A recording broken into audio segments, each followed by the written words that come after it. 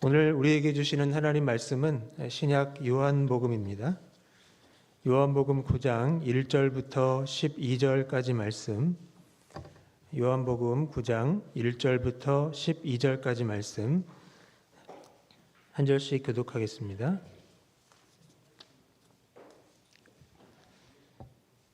예수께서 길을 가실 때에 날때부터 맹인된 사람을 보신지라.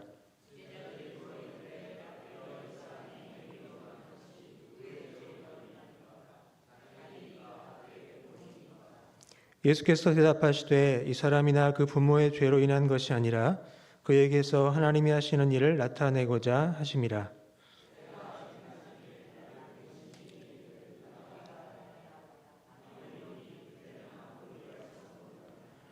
내가 세상에 있는 동안에는 세상의 빛이로라.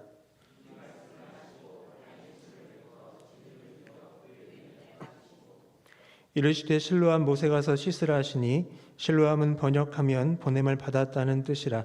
이에 가서 씻고 밝은 눈으로 왔더라.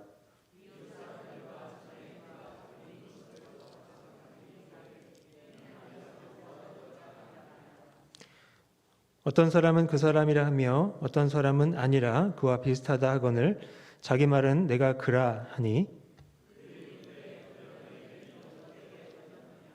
대답하되 예수라 하는 그 사람이 진흙을 이겨 내 눈에 바르고 나더러 실로암에 가서 씻으라 하기에 가서 씻었더니 보게 되었노라. 그들이 이르되 그가 어디 있느냐 이르되 알지 못하노라 하니라. 우리 함께 옆에 계신 분들과 인사하겠습니다. 하나님이 일하십니다. 하나님이 일하십니다. 한 번 더 인사하실 때 당신을 통해 일하십니다.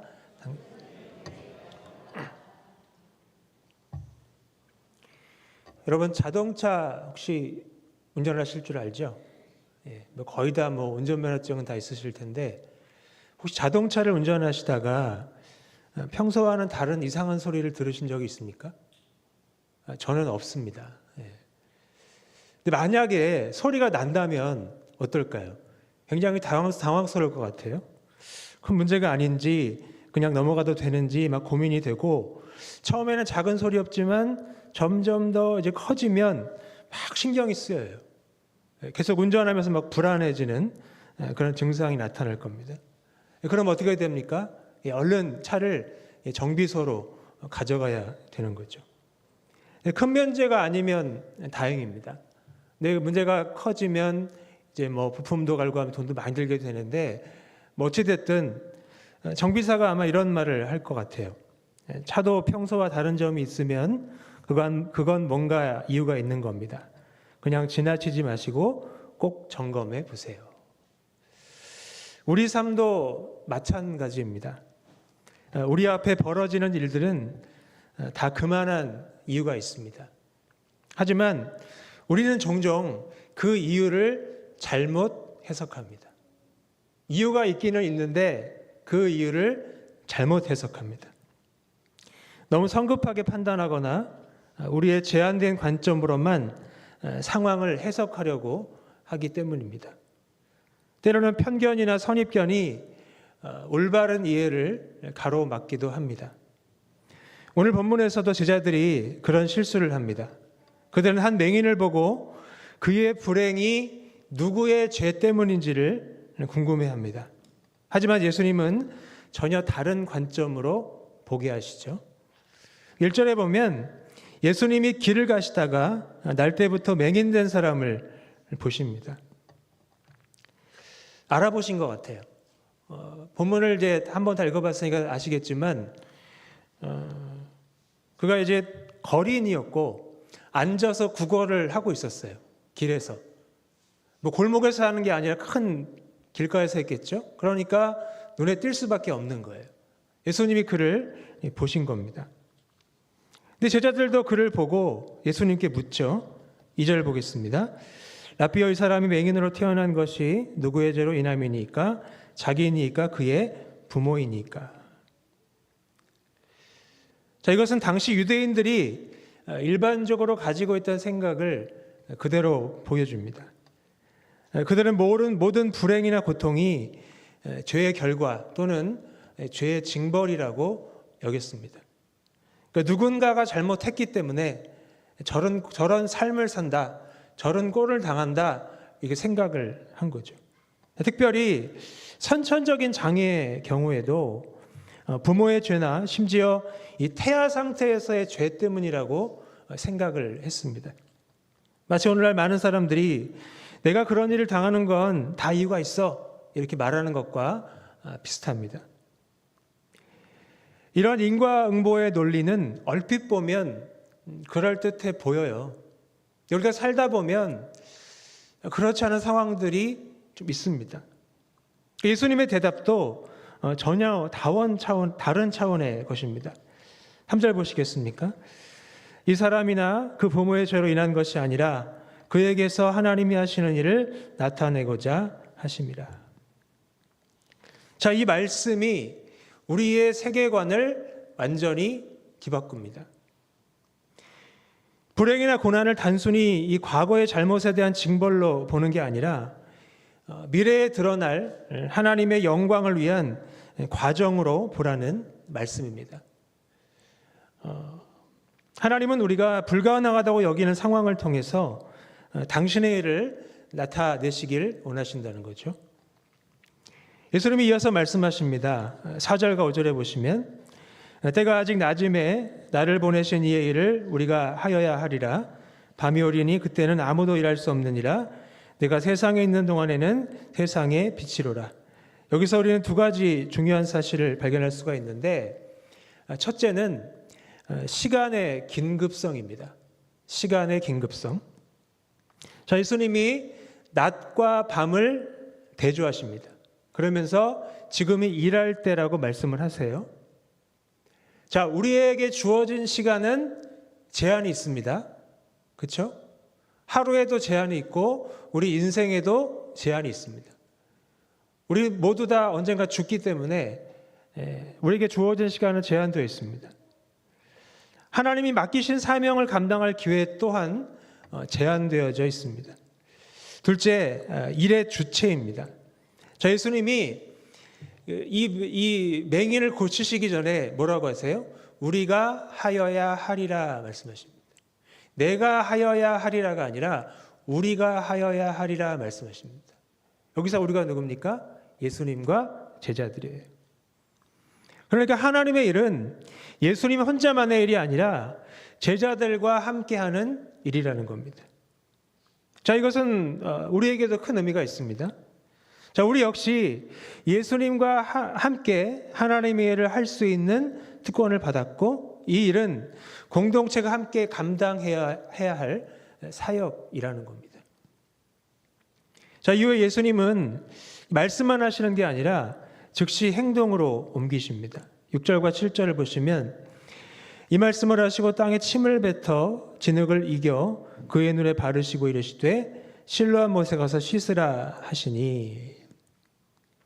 자, 이 말씀 보면 예수님의 치유 방식이 굉장히 독특하다는 것을 우리가 알 수 있습니다.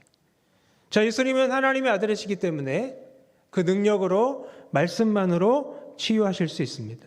근데 이번에는 진흙을 이겨서 눈에 바르시고 실로암 못에 가서 씻으라고 말씀을 하십니다. 굉장히 복잡한 과정을 지금 거치는 거죠. 자, 왜 이런 과정이 필요했을까요? 자, 두 가지 이유를 생각할 수가 있는데, 첫째는 하나님의 창조 사역을 나타내기 위해서입니다. 하나님이 흙으로 사람을 지으신 것처럼 예수님도 진흙을 사용해서 새로운 창조의 일을 하시는 겁니다. 이것은 예수님이 창조주 하나님과 동일한 권위와 능력을 가지셨다는 것을 보여주는 겁니다. 그런데 왜 굳이 왜 이 타이밍에 자신이 창조주 하나님이시라는 것을 드러내셨을까요? 8장에 보면 그 이유를 알 수 있습니다. 자, 예수님이 이 바리새인들과 논쟁을 하세요. 근데 이제 8장 56절에 보시면 예수님이 너희 조상 아브라함은 나의 때를 볼 것을 즐거워하다가 보고 기뻐했다라고 말씀하시니까 유대인들이 당신이 아직 50도 안 되는데 무슨 소리냐? 네가 아브라함을 봤냐? 그랬더니 예수님이 진실로 진실로 너에게 이르노니 아브라함이 나기 전부터 내가 있었다라고 하시니까 돌을 들어서 예수님 치려고 합니다. 죽이려고 합니다. 그러자 예수님이 숨어서 도망하세요. 안 믿었단 말이에요. 그 이후에 예수님이 이 일을 통해서 자신이 바로 아브라함이 나기 전부터 계셨던 창조주 하나님이신 것을 보여주시는 겁니다. 예수님은 늘 이런 식이세요. 앞에 어떤 일이 있으면 그거 관계해서 어떤 말씀을 하시거나 행동을 하시는 분입니다. 자, 두 번째는 이 맹인의 믿음을 시험하려고 하셨기 때문입니다. 자, 맹인이 실로암 목까지 가는 것 쉬운 일이 아니었을 겁니다. 앞이 안 보이잖아요. 그때는 뭐 지팡이가 있었는지 모르겠지만 쉽지 않았을 겁니다. 그러니까 주변 사람들의 도움을 받아야 했을 것이고 그 과정에서 이 주변의 의심 어린 시선을 감내해야 했을 겁니다. 자, 이 사람이 거린이에요. 눈도 안 보여요. 그런데다가 눈에 진흙덩이를 붙이고 있어요. 그 다음에 걸어가요. 사람들이 뭐라고 하겠어요? 뭐야? 아니, 더럽게 뭐야? 이랬을 거 아니에요. 그러니까 불편한 시선을 감내하면서 간 겁니다. 예수님의 말씀을 믿고 순종한 거죠. 그리고 그 결과는 놀라웠습니다. 이에 가서 씻고 밝은 눈으로 왔더라. 맹인이었는데, 보이지 않는 눈이었는데, 어두운 눈이었는데 밝은 눈으로 왔습니다. 태어나서 한 번도 보지 못했던 사람이 드디어 세상을 보게 된 거예요. 굉장히 감동적인 순간이었을 겁니다.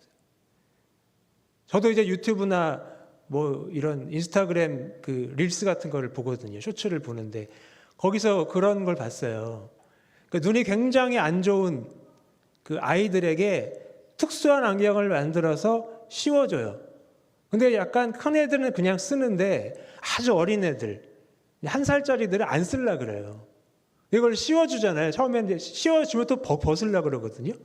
근데 딱 쓰고 자기 눈을 거기 맞추는 순간 앞이 보이니까 깜짝 놀라요. 깜짝 놀라요. 그러니까 그런 일이 벌어진 겁니다.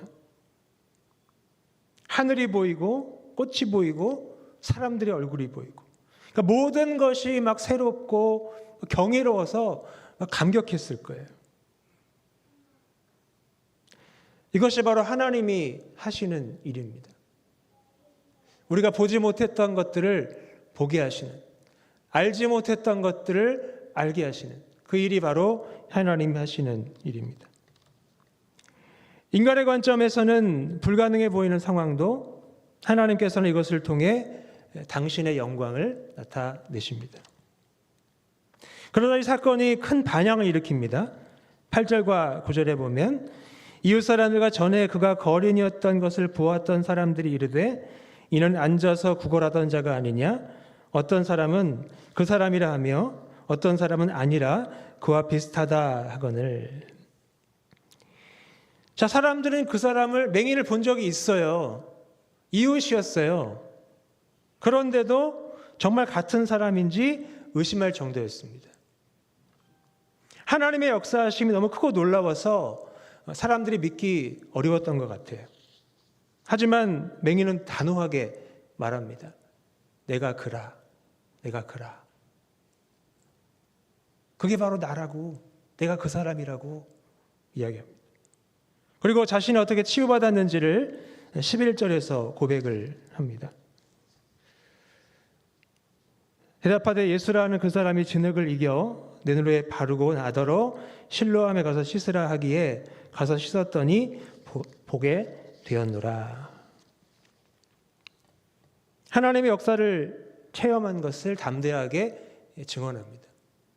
근데 저는 이 말씀을 읽을 때마다 늘 궁금한 게 한 가지가 있었어요. 그게 뭐냐면 예수님이 땅에 침을 뱉어서 진흙을 이겨서 진흙을 눈에 붙였잖아요.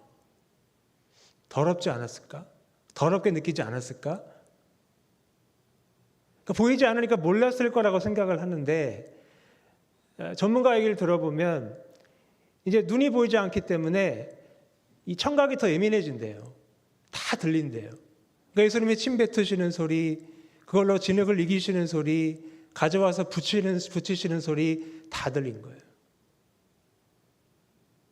말씀을 봐도 그래요. 그 사람이 진흙을 이겨서 내 눈에 바르고 가라고 했다 그러잖아요.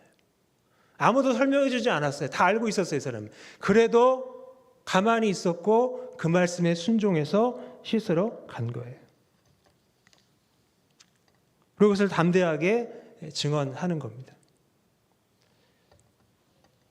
자, 오늘 말씀을 통해서 우리 몇 가지 중요한 교훈을 얻을 수가 있는데, 첫째, 우리는 이 불행이나 고난을 바라보는 시각을 바꿔야 됩니다.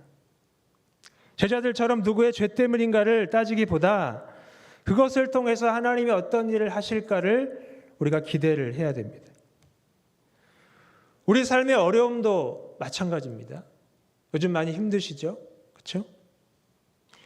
그때 왜 이런 일이 생겼는지를 고민하기보다 이 일을 통해 하나님이 어떤 계획을 이루어 가실지를 기대하며 나아가야 됩니다. 시간 많지 않아요. 자꾸 과거에 매여 있을 필요 없습니다. 미래를 향해 나아가야 됩니다. 물론 이런 관점의 전환은 쉽지가 않아요. 특히 이 고난의 한복판에 있으면 더욱 그렇습니다. 힘들어 죽겠는데 무슨 힘이 나요?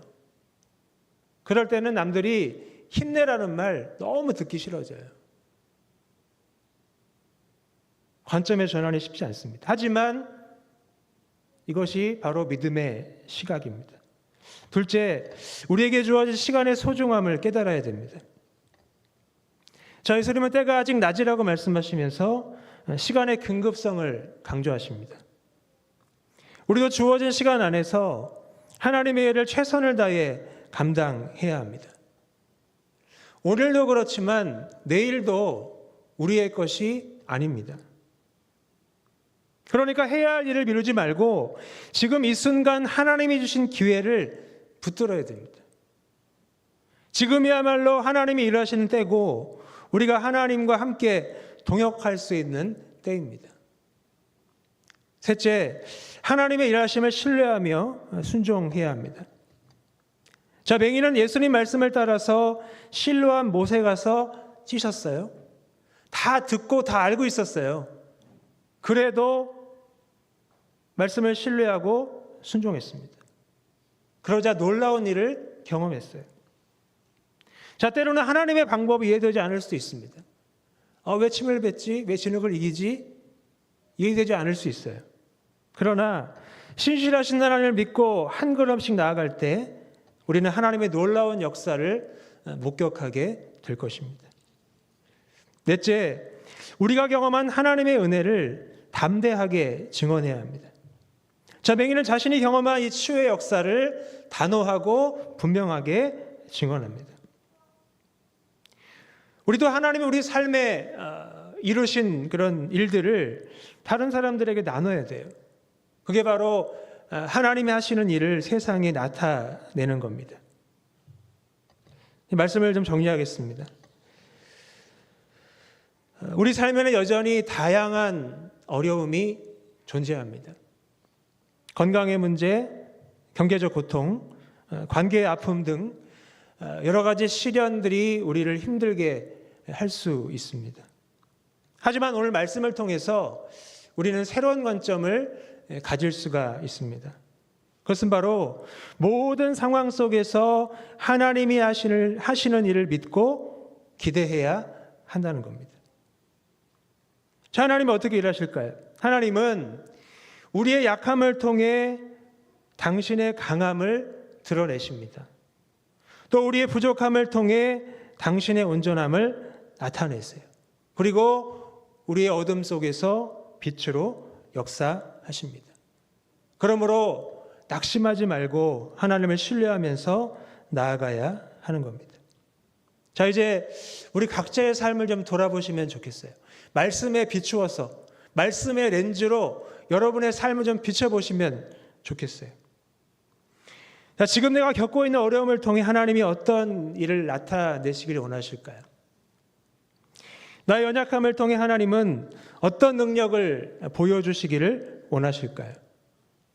이런 질문들을 품고 하나님께 나아갈 때, 기도할 때 반드시 새로운 은혜를 경험하게 될 줄로 믿습니다. 사랑하는 성도 여러분, 지금까지 살아오시면서 좋은 일도 많았지만 많은 어려움을 겪으셨을 겁니다. 하지만 그 모든 과정이 헛되지 않았다는 것 기억하시기를 바랍니다. 하나님이 그 모든 순간을 통해서 당신의 일을 이루어가고 계십니다. 그러니까 우리가 할 일은 끝까지 신실하신 하나님을 신뢰하면서 순종하는 것입니다.